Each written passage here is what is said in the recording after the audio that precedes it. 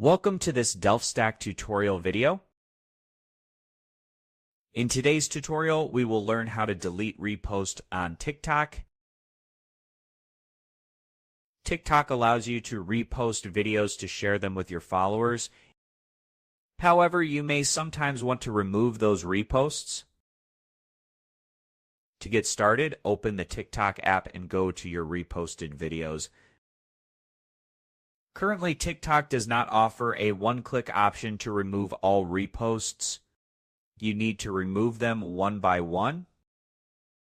To remove a repost, open the reposted video. Tap the label that says you reposted. Tap Reposted again. Then select Remove Repost. The repost will be removed immediately.